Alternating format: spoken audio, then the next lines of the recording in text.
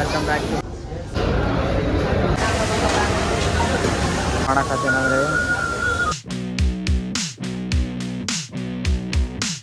Guys ಮೆಟ್ರೋಲಿ ಅಂತ ಹೇಳಿದೆ.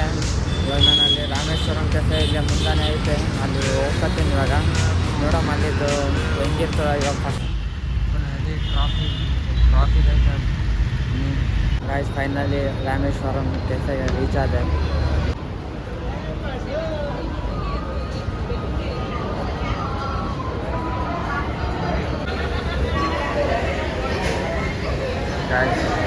Rameswaram cafe, ಇದೇ ರಾಮೇಶ್ವರಂ ಕೆಫೆ.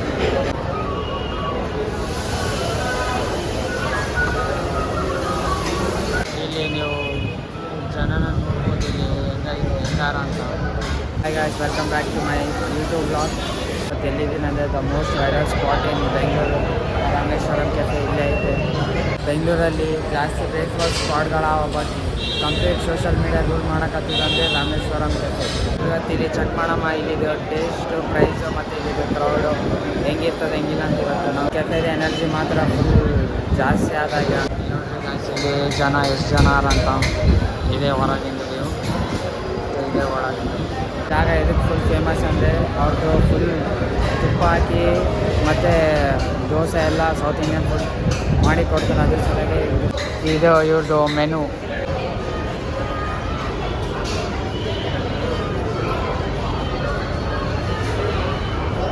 ಆನೆಸ್ಟ್ಲಿ ಹೇಳ್ಬೇಕಂದ್ರೆ ಇಲ್ಲಿದು ಎನರ್ಜಿ ಫುಲ್ ಡಿಫ್ರೆಂಟ್ ಆಗ್ತದೆ. ಫುಲ್ ಡಿಫ್ರೆಂಟ್ ಆಗ್ತದೆ.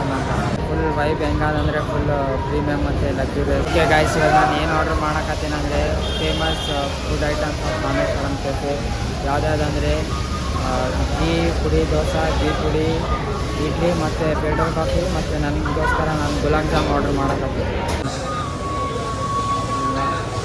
ಯಾವುದು ಇಡ್ಲಂದರೆ ಘೀ ಪುಡಿ ಇಡ್ಲಿ ಮತ್ತು ಬ್ರೇವರಿನಾಗ ಒಂದು ಫಿಲ್ಟರ್ ಕಾಫಿ ಮತ್ತು ಸ್ವೀಟ್ಸ್, ಡೆಸರ್ಟ್.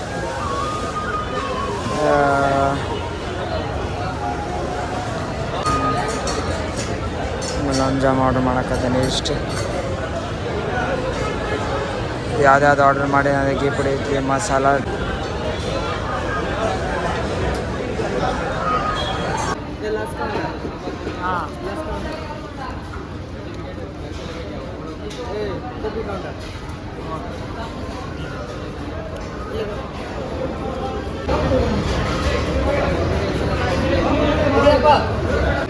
ಗುಲಾಬ್ ಜಾಮ್ ತೊಗೊಂಡೆ.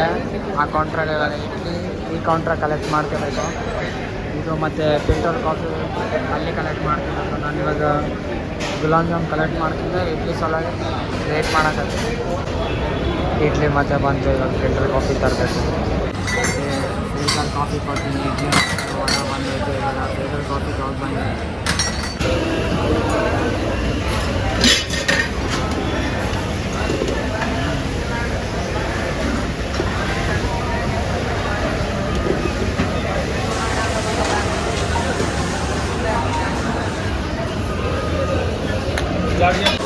ಕಾಫಿ ಮತ್ತೆ ತೊಗೊಂಡೆ. ಇವಾಗ ರೈಸ್, ಇದು ಗುಲಾಬ್ ಜಾಮ್, ಘೀ ಪುಡಿ ಇಡ್ಲಿ ಮತ್ತು ಫಿಲ್ಟರ್ ಕಾಫಿ. ಮತ್ತೊಂದು ವಾಟರ್ ಬಾಟ್ಲ್ ತೊಗೊತೀನಿ. ರೈಸ್ ಘೀ ಪುಡಿ ಇಡ್ಲಿ ಟ್ರೈ ಮಾಡೋಕತ್ತೀನಿ. ಘೀ ಪುಡಿ ಇಡ್ಲಿ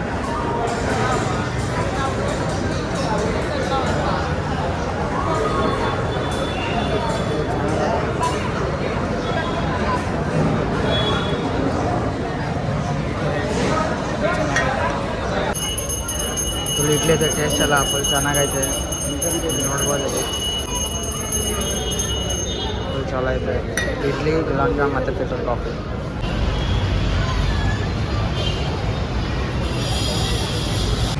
ಗೈಸ್, ಕೆಫೆಗೆಲ್ಲ ಹೋದೆ ರಾಮೇಶ್ವರಂ ಕೆಫೆ ಹೋಗಿ ಎಲ್ಲ ಟೇಸ್ಟ್ ಮಾಡಿದೆ. ಟೇಸ್ಟ್ ಎಲ್ಲ ಚೆನ್ನಾಗಿತ್ತು. ಹಾಗೆ ನೋಡಮ್ಮ ಹಿಂಗೆ ಮತ್ತೆ ಬೇರೆ ಬೇರೆ ಬ್ಲಾಗ್ಸ್ ಮಾಡೋಕ್ಕೆ ಟ್ರೈ ಮಾಡ್ತೀನಿ. ನಾನು ಟೈಮ್ ಇದ್ದಾಗ ನಾನು ಹೋಗಿ ಬ್ಲಾಗ್ಸ್ ಎಲ್ಲ ಮಾಡ್ತೀನಿ ಆಯಿತಾ.